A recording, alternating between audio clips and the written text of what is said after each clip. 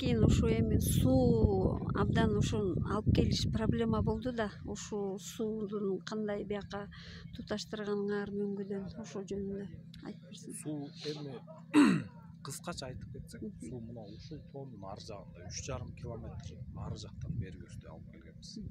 Бирок ал сууну да алып келиш туура оңой эле маселе болгон жок. Аны атабыз биякта бар кезде жашап жүргөн кезде күнүгө көк ат бар болчу, өргө ат. Ошону минип алып, мындай бастырып кыдырып жүрүп издеп тапкан 5 булакты тапкан да. Ошо 5 булактын үстүндө мына мен өзүм биякта жергиликтүү тургундарданмын да. 5 булактын үстүндө 5 таш деген жер бар. Ошонун астында 5 булакты бириктирип, бир түтүккө бириктирип, анан акырындап тартып отуруп ушул жерге алып келген. Азыр могул көрүп аткан жериңизде суу бар. Бачок бар дейт, Токойдун ортосунда. 20 тонналык. Бул бирок бизде азыр запаста да. Эң негизги суубуз мындан өйдөрөөк жакта дагы ушундай курулуш куруп койгонбуз. Суу бачоктун үстүн жаапчы. Мындай кичине көзгө жакшыраак көрүнсүн. Ошол жерде дагы 20 тонналык, 40 тонналык суу сактагычыбыз бар, резервуар.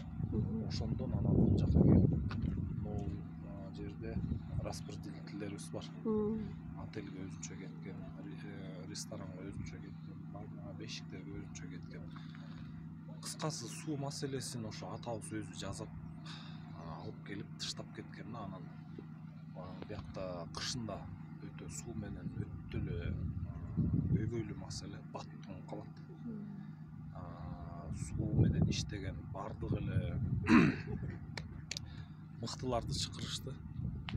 Анан ушу жаңы эже акыркысын ушу жаңы эже өзү ошо бир Тынар деген байкени чакырып келип, ошол киши мындайча айтканда мыктап жасап берди десек болот.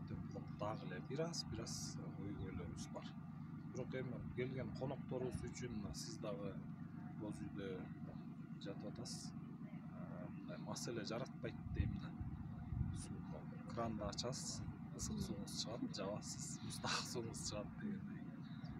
Ошондой суу маселеси ошондой өтө мындай бир татаал болуп келген да.